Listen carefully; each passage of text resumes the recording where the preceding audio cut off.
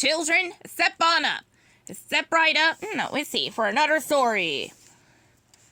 The story is Dumbo, Dumbo's Snowy Day. Dumbo was a very special elephant. With his huge ears, he could soar through the sky like a bird. Dumbo performed in a circus with his mother, Mrs. Jumbo. One chilly day, the circus animals were on their way to a new town. But their train, Casey Jr., was struggling to get through the falling snow. His wheels slid on the icy railroad tracks. Finally, Casey Jr. decided it was too dangerous to keep going. The train came to a stop, and everyone waited for the snow to pass.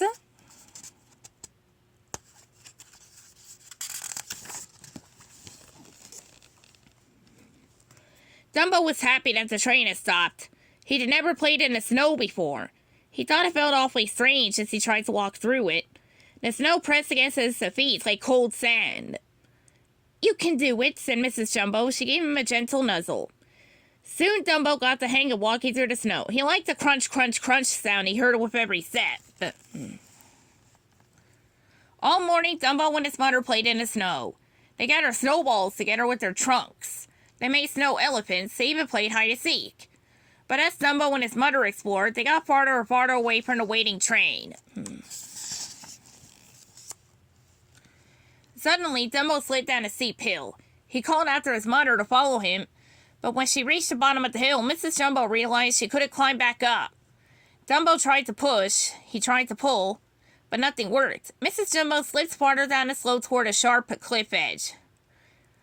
"You will have to fly off and get help," Mrs. Jumbo told him. So off Dumbo flew, as fast as his ears would take him. As he soared toward the train, the wind began to blow.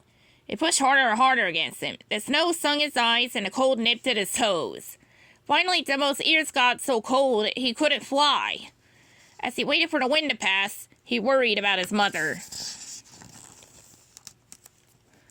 Once the wind died down, Dumbo raced back to the train. Quickly, he gathered all the animals together so that they could help.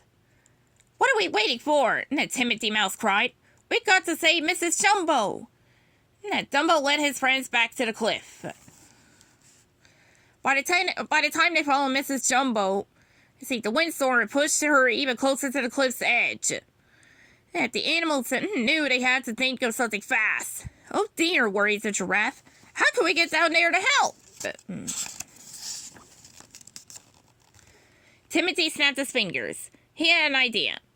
"Everybody line up," he shouted. He ordered the animals to grab one another's tails. At the front of the line, the ostrich, leaned over the cliff to take hold of Mrs. Jumbo's trunk. "1, 2, 3, pull!" Timothy yelled.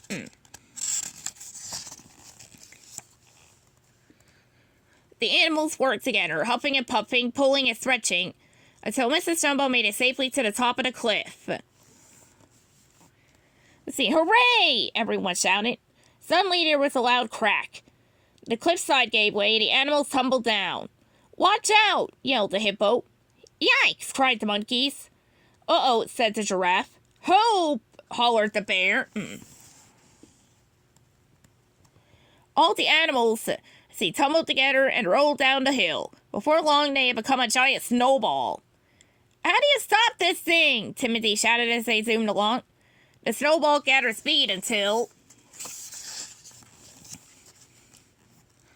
Crash, bang, boom, oof. The animal snowball hit the bottom of the hill and broke apart. "Is everyone okay?" Timothy asked as he straightened his hat.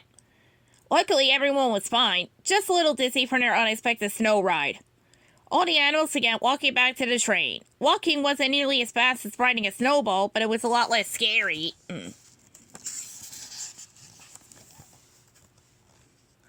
That night, Mrs. Jumbo gave Dumbo a warm bath.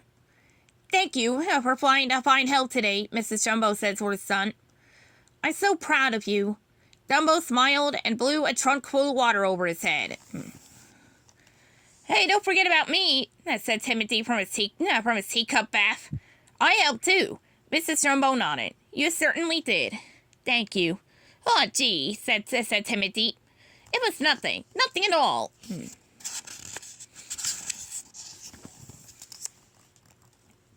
Then it was time for bed. See, Dumbo snuggled up against his mother and Timothy nestled underneath Dumbo's ear.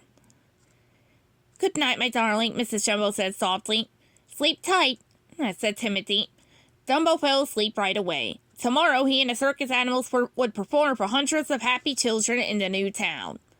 But for now, Dumbo was glad to be warm and safe with his mother as the snow fell gently outside. The end.